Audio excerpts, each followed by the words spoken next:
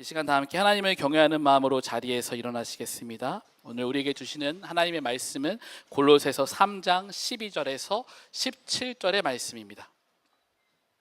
그러므로 여러분은 하나님의 택하심을 입은 사랑받는 거룩한 사람답게 동정심과 친절함과 겸손함과 온유함과 오래 참음을 옷 입듯이 입으십시오. 누가 누구에게 불평할 일이 있더라도 서로 용납하여 주고 서로 용서하여 주십시오.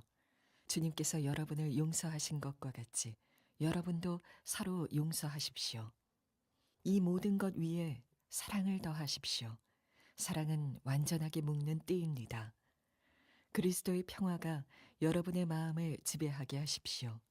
이 평화를 누리도록 여러분은 부르심을 받아 한 몸이 되었습니다. 또 여러분은 감사하는 사람이 되십시오. 그리스도의 말씀이 여러분 가운데 풍성히 살아있게 하십시오. 온갖 지혜로 서로 가르치고 권고하십시오. 감사한 마음으로 시와 찬미와 신령한 노래로 여러분의 하나님께 마음을 다하여 찬양하십시오. 그리고 말이든 행동이든 무엇을 하든지 모든 것을 주 예수의 이름으로 하고 그분에게서 힘을 얻어서 하나님 아버지께 감사를 드리십시오. 이는 하나님의 말씀입니다. 다 함께 자리에 앉겠습니다. 우리 사랑하는 다윗 공동체 우리 성도 여러분, 한 주간 또 믿음으로 살아가시고 예배의 자리로 나오신 모든 분들을 환영하고 축복합니다. 우리 함께 인사하겠습니다. 옆에 있는 분들과 좌우 앞뒤 꼭 해주시기 바랍니다. 함께함이 기쁨입니다. 네, 함께함이 기쁨입니다. 네, 예수님이 우리와 함께함이 가장 큰 기쁨이고 우리 귀한 함께하는 공동체가 있음이 큰 기쁨인 줄로 믿습니다. 오늘은 일터 선교주의를 맞이하여서 사랑으로 증명하라라는 말씀의 제목으로 말씀을 나누겠습니다. 제가 지난번에 알려드렸던 우리 사자성어 기억하시나요?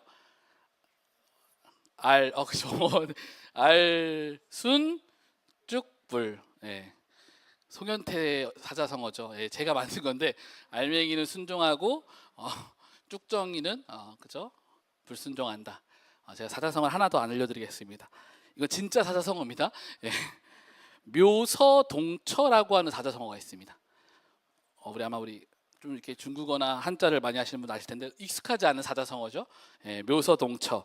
중국 당나라에서 유래한 이 묘서동처는요, 어떤 의미가 있냐면요, 이 묘서동처라고 하는 뜻이요, 한 일어가 있는데 쥐와 고양이가 새끼 때에 함께 평화롭게 쥐와 고양이가 어미의 젖을 빠는 기이한 모습이 있었다라고 합니다. 사람들이 그 모습을 보면서 고양이와 쥐가 함께 있는 모습을 보면서 야, 이것은 이 나라에 복이 올 징조다라고 해서 그 고양이와 쥐를 왕에게 바쳤다라고 합니다. 그 모습을 본 신하들이요, 와, 정말 우리나라에 복이 올 것이다 라고 하고 기뻐했다라고 합니다. 근데 한 신하가 탄식하면서 이야기를 했다라고 합니다. 아이고, 도둑을 잡아야 할 것이 도둑과 한 통속이 되었구나. 무슨 말인지 이해가 되시죠? 쥐는 곡식을 훔치는 도둑이고 고양이는 그 도둑인 쥐를 잡아야 하는 존재죠. 근데 이 두 존재가 같이 있으니 집안이 망할 징조다라고 하는 것입니다. 그러니까 묘서동처라고 하는 것은 이런 좀 부정적인 사자성어입니다. 근데 이 모습이요, 이 묘서동처의 모습이요, 우리의 일터를 살아가는 우리의 모습과 너무나 닮아 있습니다. 고양이와 같은 모습이 우리에게 너무나 익숙합니다. 자신의 본분을 잊고 좋으면 좋은 것이라는 태도로 적당히 타협하는 그리스도인으로 살아가고 계시지는 않습니까? 내 영혼이 잠식되는지도 모른 채 세상과 똑같은 방식으로 살아가고 있지는 않은지 우리의 모습을 함께 돌아봤으면 좋겠습니다. 지난주 제가 서두에 이야기했던 것처럼 웨스트민스터 사원을 소개하며 교회의 본질은 영혼 구원임을 제가 함께 이야기를 나눴습니다. 그렇다면 일터를 살아가는 우리, 그리스도인으로서 일터를 살아가는 우리의 본분은 무엇일까요? 성공일까요? 자기만족일까요? 아니면 많은 사람들에게 인정받는 것일까요? 많은 사람들이 일터에서 성공하는 삶이 하나님을 기쁘시게 하는 삶이라고 착각하기도 합니다. 이번 사업만 잘 되면, 이 직장에만 합격하면 내가 더 큰 일을 하나님 할게요 라고 기도하기도 합니다. 저 또한 학창 시절 세상에서의 성공이 하나님께 영광이 될 것이라고 믿고 좋은 대학과 취업이 잘 되는 과에 집착했던 적이 잠깐 있습니다. 제가 고등학교 2학년 때 예수 그리스도를 인격적으로 만나고 신학교에 가겠다라고 결단을 했습니다. 근데 이제 고등학교 3학년이 돼서 이제 수시로 감리교 신학대학교를 지원하는데요. 그래도 나름 제가 강화도에서 명문 강화고를 나오면서 성적이 나름 준수했습니다. 그래서 감리교 신학대학교에는 충분히 합격할 수 있는 점수였습니다. 수시로. 근데 입시를 준비하면서 갑자기 그런 마음이 들더라고요. 처음에는 그래, 이 감신대만 쓰면 되겠다. 근데 뭔가 아까운 겁니다. 내가 공부한 이 점수가 아까운 겁니다. 그래서 그때 제가 어떠한 정보를 듣게 되었나, 저는 무조건 신학교에 가야지만 목사가 되는 줄 알았는데, 일반 학교를 나와도 신학대학원을 나오면 목사가 될 수 있다라는 이야기를 듣게 되고 알게 된 겁니다. 아, 그렇구나. 꼭 20살에 신학교를 안 가고 일반 학교를 나오고 나중에 대학원을 가도 목사가 될 수 있구나라는 좋은 길을 누군가가 소개해 주셨습니다. 저는 평생 목회자의 아들로 살아오면서 교회 안에서 살아갔던 존재죠. 그러니까 저의 꿈은 뭐였냐면요, 그냥 평범한 회사원이 되는 게 꿈이었습니다. 그래서 그러면 좀 일반 회사 생활도 하고 사회 생활도 해봐야 목회할 때 우리 성도님들의 삶도 이해할 수 있겠다라고 하는 저만의 합리화를 하고 일반 대학교를 알아봤습니다.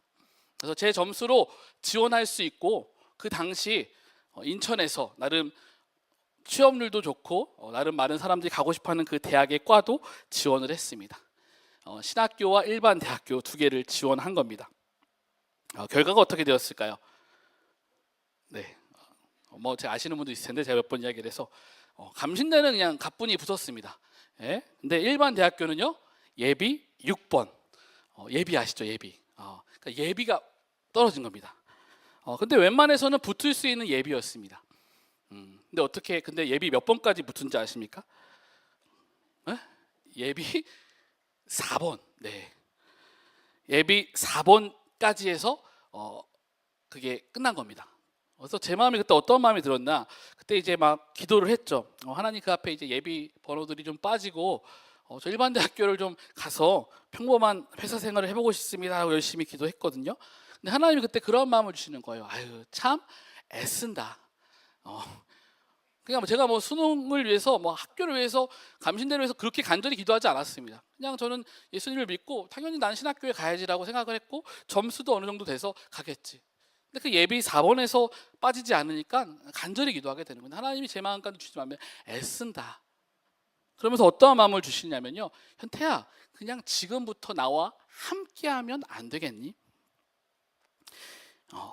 그 마음을 하나님께서 주셨고, 저는 그렇게 예비 4번의 은혜로 감신대에 진학을 하고, 하나님께서 20대 때 신학생과 또 전도사의 사역을 하면서 일반 대학교에 갔으면 만나지 못할 청소년들, 어린아이들을 만나면서 그 영혼들을 만나는 귀한 일을 또 행하게 하셨습니다. 제가 그때 착각했던 것 중에 하나가 무엇이냐면요, 세상이 말하는 성공, 세상의 평범함, 그것으로 내가 하나님을 기쁘시게 해드릴 수 있겠다라고 생각했던 것입니다.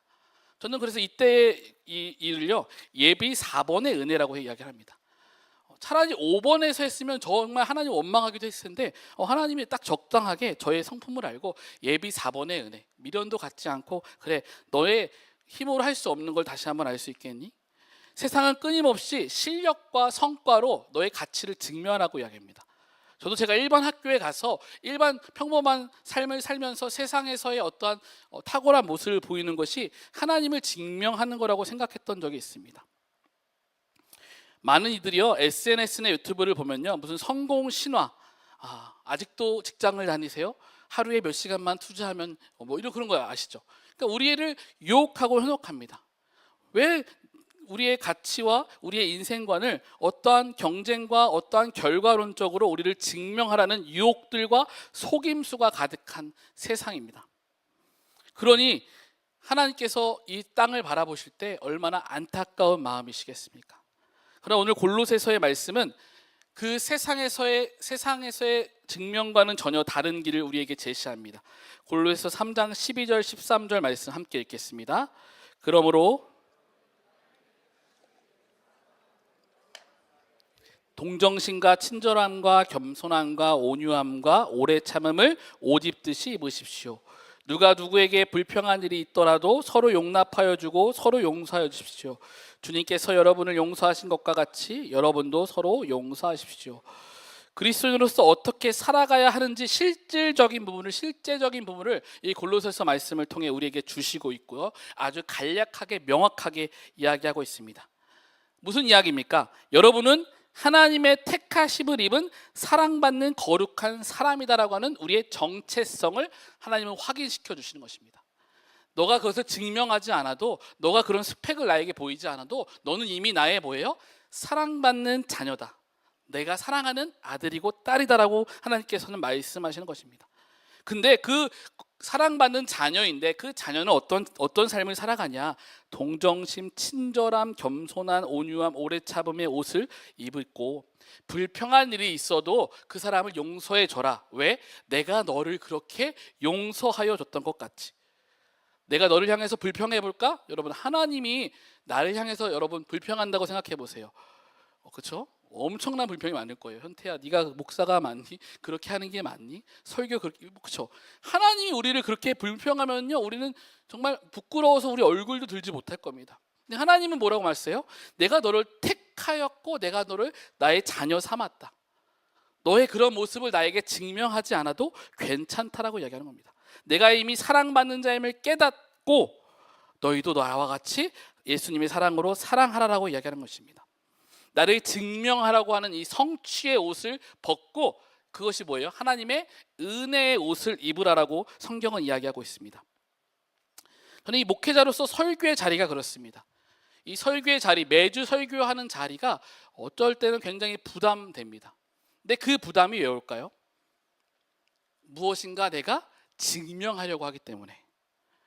내가 어떠한 설교자의 자리로서 하나님의 은혜를 나누는 자리가 아니라, 은혜의 옷을 입은 자리가 아니라, 내가 가지고 있는 지식과 경험을 어떻게 해서든 내가 성도님께 은혜를 끼쳐야지 하는 그 마음으로 이 자리에 있으면요, 그 설교의 자리는 부담이 되고 그 설교의 자리는 성취의 자리가 될 수밖에 없습니다. 하지만 사랑하는 다윗 공동체 여러분, 저에게 있어서 일터는 이 설교의 자리고 사역의 자리죠. 그곳에서 우리는 성취의 옷이 아니라 은혜의 옷을 입는 것이 하나님의 정체성을 드러내는 일인 줄로 믿습니다. 좋은 게 좋은 거라고 하는 묘서 동처의 삶이 아니라 하나님의 자녀라고 하는 정체성을 우리의 삶 가운데 나타내는 저와 여러분 되시길 주님의 이름으로 축복합니다. 끊임없이 직장과 일터는 너의 실력과 성과로 너의 존재의 가치를 증명하라고 요구합니다. 코로나 때 목사님들이 시험이 많이 들었던 것이 무엇인지 아십니까? 처음에 코로나 때 어떻게 했죠? 다 유튜브로 방송을 했습니다. 그래서 처음에는 이 유튜브에서 이 좋아요와 싫어요가 있었습니다. 아시죠? 예. 근데 이제 여러분 아시죠? 싫어요가 다 사라졌어요. 이렇게 보이지 않게 하셨습니다. 저도 그때 이제 유튜브로 청년부 사역과 이제 이전 사역 했는데, 이게 좋아요가 아무리 많아도 싫어요가 하나가 있으면요, 목사님들이 굉장히 마음이 괴로운 거예요. 이게 뭐예요? 성취에 오신 거예요. 하나님이 은혜 주시고 은혜의 옷을 입은 자는요, 뭐 싫어요 있을 수 있죠. 제가 수련회 때도 얘기했잖아요.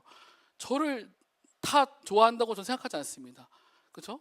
싫어요 할 수 있고 나와 맞지 않는 스타일의 옷도 있을 수 있습니다. 하지만 뭐예요? 우리는 은혜의 옷 안에서, 은혜의 사랑의 자리 안에 살아가 되는 거거든요. 코로나 때 그것 때문에 어려웠던 교회들이 많습니다. 담임 목사님보다 좋아요가 많으면 큰일 납니다. 부목사님들이 영상 내려야 돼요. 네. 그 뭐예요?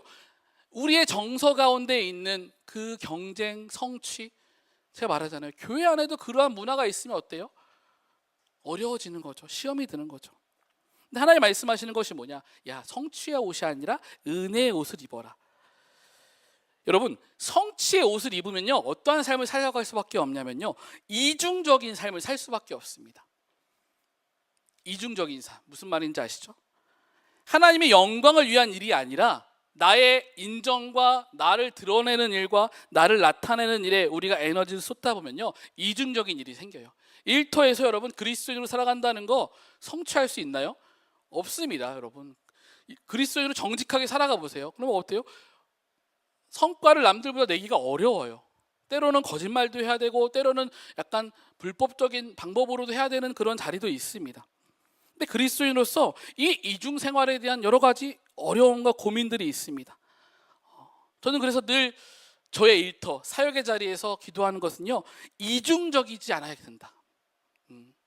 강단에서 말하는 저의 삶과 사무실에서 일하는 모습과 가정에서의 모습, 성도님들 만나는 그 모습, 그리고 저 혼자 있을 때의 모든 모습이 이중적이지 않아야겠다라고 저는 기도합니다. 여러분들 앞에 보여지는 모습, 보이지 않을 때의 모습이 다르지 않은 사람이 되고 싶다라고 하는 기도의 고백이 있습니다. 하지만 수많은 이중 생활이 우리를 유혹합니다. 그 정도는 괜찮아. 야, 그 정도는 다 아는 거야. 아마 20대, 30대 우리 일터에서 치열하게 사시면서 아마 그러한 시간들을 많이 겪으셨을 것입니다. 근데 여러분들도 아마 아실 거예요. 그 이중 생활을 끝낼 수 있는 유일한 열쇠가 무엇인지 아십니까? 나는 죽고 예수만 사는 삶인 줄로 믿습니다. 그 삶을 골로새서 3장 14절로 동일하게 이야기합니다. 함께 읽겠습니다. 14절입니다. 이 모든 것 위에 사랑을 더하십시오. 사랑은 완전하게 묶는 띠입니다. 우리 안에 온유함, 겸손함, 오래 참은 용서의 삶, 이 모든 것이 나의 힘으로 나오는 것이 아닙니다. 누구의 힘? 예수 그리스도의 그분의 사랑 안에 있을 때, 그리고 그 사랑이 우리를 완전하게 묶는 띠다라고 성경은 이야기하고 있습니다. 저는 신학생 때부터 지금까지 쭉 사역을, 교회 안에서의 사역을 감당했습니다. 모태신앙이다 보니 교회 밖을 벗어났던 적이 없습니다. 근데 제가 유일하게 교회 밖을 떠났다기보다 사역을 멈췄던 적이 있습니다. 대학원 입학하기 전에 1년 정도 학교 휴학을 하고 쉬었던 적이 있습니다. 그냥 이렇게 내가 우물 안의 개구리가 되어서는 안 되겠다. 그렇죠? 예비 은혜 4번을 받긴 해서 예비 4번을 받아서 제가 일반 학교는 안 갔지만 사역만 하다 보니까 세상을 내가 좀 알아야겠다라는 마음으로 1년 동안 교회 사역을 쉬고 이런저런 아르바이트를 했습니다. 근데 세상은 우리의 생각보다 만만치 않더라고요. 그렇죠?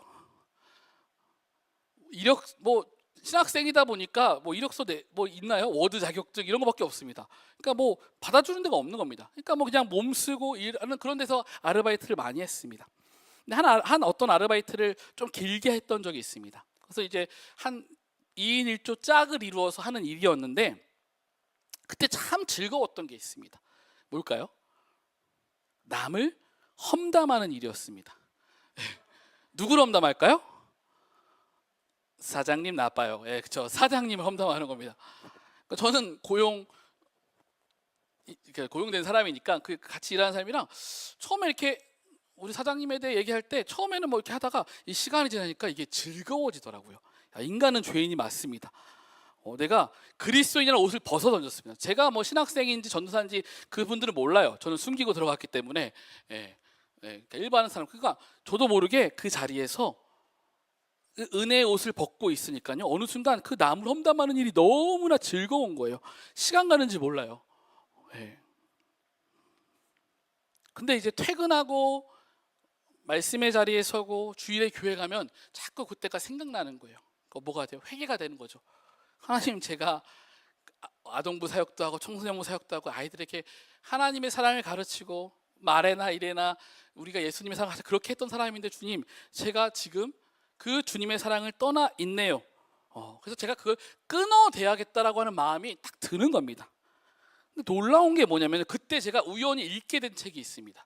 딱 이미지 보여주시면 어떤 책을 읽게 됐냐면요, 기독교 고전서적인데요, 예수님이라면 어떻게 하실까. 여러분 놀랍습니다. 책을 읽었는데 이 책인 거예요. 여러분, 이 책의 내용을 아시는 분도 계실 텐데요, 이 찰스 셸던의 예수님이라면 어떻게 하실까의 이 내용이 뭐냐면요, 한 사람이요, 교인들을 향해 교인들의 위선을 질타하며 쓰러지는 사건이 발생합니다. 그러니까 이렇게 예배 드리고 있는데 한 사람이 탁 들어와서 막 하는 거예요. 야, 너희들의 그 이중적인 삶 막 하면서 막 질타하고 그 사람이 쓰러진 겁니다. 근데 그 사건이 발생하면서 그 자리에 있던 목회자들과 교인들이 충격을 받습니다. 우리가 위선적인 삶을 살았구나. 그래서 그때 그 목사님께서 결단을 합니다. 앞으로 1년 동안 어떤 일을 결정하거나 행동하기 전에 예수님이라면 어떻게 하실까 우리가 스스로 묻고 대답하겠습니다라고 하는 그러한 결단과 서약을 합니다. 그래서 몇몇의 그 많은 교인들이 그 서약에 참여하죠. 그러면서 사람들의 삶이 변화되기 시작하는데요. 어려움을 겪기 시작하는 겁니다. 신문을 발행하는 한 성도는요, 선정적인 기사와 주류 광고를 중단하게 되면서 굉장히 큰 경제적인 손실을 입습니다. 유명하였던 성악가는요, 화려한 오페라의 가수의 길이 아닌 빈민가에서 찬양하는 봉사의 삶을 선택합니다. 많은 사업을 하는 사람들이요, 이전에 이윤을 위해 달려왔던 그 자신들의 잘못된 방법을 다 회개하고 노동자의 복지와 정직한 거래를 우선시합니다. 그러면서 이 책을 통해서 그 이후에 여러분들 일어났던 운동이 무엇인지 아십니까? WWJD 아실 거예요. 90년대 미국 청소년들을 향해 있었던 큰 운동 뭐죠? What would Jesus do? WWJD. 예수님이라면 어떻게 하셨을까? 아마 이 90년대 신앙생활 하셨던 분들은 많이 그 팔찌도 차고 막 티도 입고 그랬어요. 그래서 우리가 막 어려운 일 있으면 이렇게 팔찌 보고 WWJD 팔찌 보는 거야. 예수님이라면 지금 어떻게 하실까? 제가 그 책을 읽으면서 딱 회개하게 된 겁니다. 하나님, 제가 이렇게 일터에서 제가 이렇게 남을 험담하고 즐거워하는 게 하나님이라면 기뻐하시는 일이 아닌 것 같네요. 예수님이라면 어떻게 하실까요? 라는 마음으로 다시 일터로 나아갔습니다. 근데 그때 주님이 어떠한 마음을 주시냐? 현태야, 너가 지금 일하는 자리가 내가 함께하는 자리다. 내가 있는 자리다. 그러면서 어떠한 마음이 드냐? 그 사장님을 욕하던 우리 제 짝꿍이 그 짝꿍의 말에 주목하는 것이 아니라 그 짝꿍의 영혼에 주목하게 되는 거예요. 그전에는 궁금하지 않았던 뭐 서로 이렇게 뭐 물어보지 않거든요. 사생활에 대해서. 그 사람에 대해서 갑자기 이제 뭐 교회가 된 거죠. 교회. 원래 그렇잖아요. 매너잖아요. 그 사람이 어떻게 살아왔는지 뭐 몇 살인지 이런 거 잘 안 물어보거든요. 그래서 그 사람에 대해 물어보게 되고 그 사람에 대한 긍휼함을 갖게 됩니다. 그러면서 또 사장님에 대한 긍휼함을 갖게 돼요. 사장님이 왜 이렇게 그것을 운영하실까라고 하는 마음이 들기도 하고, 하나님께서 그것을 주목하게 하시고 그분을 위해 기도케 하시는 거예요. 그럼 자연스럽게 제가 크리스찬인 것을 또 밝히고 제가 또 사역자인 것도 밝히게 되죠. 짧은 시간이지만 제가 그렇게 1년이라고 하는 시간 동안 여러 가지 세상에 뭐 일자리에서 일터에서 일하면서 정말 하나님께서라면 이 자리에서 어떻게 하실까라고 하는 그 마음을 붙잡게 되고 일터에서 일하게 되니까요, 제가 그 일터에서 저의 그리스도인의 정체성이 드러나게 되더라고요. 사랑하는 여러분, 일터는요 단순히 돈을 벌고 내 성취를 이루는 것이 아니라 예수님께서 나를 그분의 대리인으로 보내신 하나님의 선교지이심을 기억하시기를 바랍니다. 먼 아프리카 땅만 우리가 복음을 전할 땅이 아니라 여러분들이 매일 살아가는 그 일터가요, 하나님이 여러분들을 보내신 자리입니다. 예수님의 대리인으로. 그 기쁜 소식, 복음을 전하고 나타내야 하는 거룩한 선교주인 줄로 믿습니다. 거창한 성과가 없어도 괜찮습니다. 나를 증명하지 못해도 괜찮습니다. 주님은 우리를 통해 당신을, 예수님을 증명하시는 줄로 믿습니다. 우리는 인생을 살아가다 보면 우리 신앙이 단단해졌던 때가 있죠. 저는 특별히 제 신앙이 단단해졌던 때는 군 생활이었습니다. 저는 살아오면서 평생 환영받는 삶을 살았어요. 이해되시죠? 교회에 있다 보니까 목사의 아들이니까 많은 성도님들이 환대해주고 환영해줍니다. 사역자들도 마찬가지죠. 20살 신학생이 뭘 안다고, 근데요 교회에서는요 뭐 50대 60대 이런 권사님 부장님들이 막 그 신학생들을 환영해주고 환대해줘요. 저는 그래서 늘 신학생들한테 얘기하고 싶은 게 뭐냐면 그거 경계해야 된다 그러거든요. 교만해져요. 신학생들의 문제가 뭔지 아십니까 여러분? 우리가 젊은 나이에 막 환영과 황대와 섬김을 받다 보니까 그게 당연한 줄 알아요. 저는 늘 그래서 겸손하려고 합니다. 이분들이 저를 환영해주고 환대하는 거, 그런 삶을 살다가 군대에 갔는데 뭐예요? 환대가 아닌 거예요. 군대 가면 처음 물어보는 게 뭐예요? 야, 너 담배 피냐? 아니요. 뭐 학교 어디 나왔어? 감리교 신학교요. 재미가 없는 거예요. 선임 입장에서는. 뭔 말인지 아시죠? 군대에서 여러분 아시겠지만 같이 그 선임들과 담배를 피면서 놀라운 역사들이 일어나거든요. 군생활이 피기도 하고 군생활이 어려워지기도 하고. 근데 전 담배도 안 펴, 술도 안 먹어. 그러니까 재밌는 후임들은요, 막 휴가 때 데리고 나가려고 해요. 저는 재미도 없고 교회 다닌다 그러고, 그러니까 막 군대에서 환대받지 못하는 존재였어요. 그러니까 그게 군생활 1년이 굉장히 힘들었습니다. 선임들이 막 군말로 갈구는 거죠. 예, 그냥 막. 근데 제가 그때 어떠한 마음을 갖게 됐냐? 처음에는 저렇게 같은 일과 시간에 쟤는 담배 피고 일도 안 하는데 나도 그냥 일 안 하겠다라는 막 마음이 있었는데, 시간이 지나면서 그냥 내가 할 일은 내게 맡겨주신 자리에서 성실하게 하는 거다. 그래서 저는 그냥 제가 맡겨주신 그 자리에서 그냥 성실하게 1년 동안 열심히 군생활을 했습니다. 누가 인정하던 인정하지 않던. 근데 어떤 일이 있었는지 아십니까? 1년 후에 갑자기 제 보직이 변경된 거예요. 근데 그 변경된 게, 제가 이제 전경을 나왔는데, 그래서 저기 시위 막는 거 했었어요. 그래서 그 현장에 나가서 막 시위 막고 막 아시잖아요, 막 그런 거였는데, 하나님께서 갑자기 행정 보직, 그러니까 상병 때 보통 안 바꾸거든요. 1, 2병들을 데리고 가죠. 근데 놀랍게 저를 갑자기 행정반으로 옮기신 겁니다. 원래 그래서 그 기동대에 있으면 출동을 해야 하기 때문에 주일날 예배를 못 가요. 신앙생활을 할 수가 없어요. 왜? 시는 주말에 많이 하거든요. 제가 1년 동안 엄청 힘들었어요. 근데 하나님께서 성실하게 제가 그냥 하나님이 주신 자리에서 맡겨주신 그 곳에서 그냥 제가 맡겨주신 걸 성실하게 했을 때 하나님이 갑자기 행정직으로 옮겨주시는 거예요. 그거 뭐예요? 행정직은 뭐예요? 주일에도 거기서 근무하면서 말씀을 볼 수 있고 기도할 수 있고 하는 그런 자리. 그리고 이전과는 다른 또 좋은 크리스찬 선임들을 만나게 하시고. 그때 제가 깨닫게 된 것이 있습니다. 정말 하나님은 살아계시구나. 하나님은 나와 함께 하시는구나. 여러분, 일터에서의 이중 생활을 끝내십시오. 골로새서 말씀은 우리가 일터에서의 이중 생활, 그게 성취의 삶이 아니라 은혜의 삶을 살아가야 되는데 어떻게 살아가야 되는지 섬세하게 알려줍니다. 우리 13절에서 17절만 함께 마지막으로 읽겠습니다. 시작.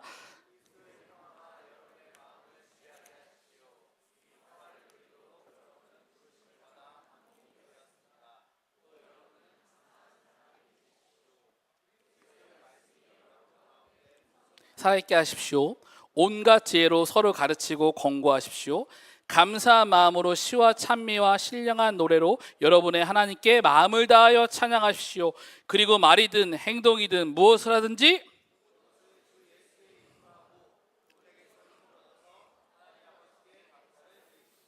아멘입니다. 여러분, 이 골로새서의 말씀이 여러분들의 삶의 실제가 되는 놀라운 역사가 나타나길 축복합니다. 많은 그런 오너들 가운데 하는 얘기가 뭐냐면요, 그리스도인들은, 크리스찬들은 일 못한다라고 하는, 꽉 막혀있다라고 하는 고정관념입니다. 여러분 많이 들어보셨죠? 제가 이 말씀이요, 우리가 그냥 예수님만 바라보고 신앙생활 최선이라고 하는 것이 아닙니다. 여러분, 그 말씀이 여러분 가운데 풍성이 살아있게 하라고 하는 것은요, 교회 안에서만 우리의 신앙이 막 풍성이 살아있는 게 아니라 여러분들의 일터에서 내게 맡겨주신 업무와 내가 하는 그 전문 영역에서 여러분들의 하나님의 일을 풍성히 드러내는 저 여러분 되시길 축복합니다. 안타까운 것은 약간 소수의 크리스찬으로서 우리가 막 간증을 듣죠. 사업으로 성공한 어떤 분들의 이야기, 막 그 소수의 이야기처럼 우리가 간증을 들을 때가 있는데, 저는 우리 사랑하는 우리 다윗 공동체 한 분 한 분이요, 정말 이 대한민국의 많은 일터 가운데 예수님의 이 풍성한 평화와 지혜와 하나님을 찬양하는 찬미를 나타내는 한 분 한 분 되시길 주님의 이름으로 축원합니다.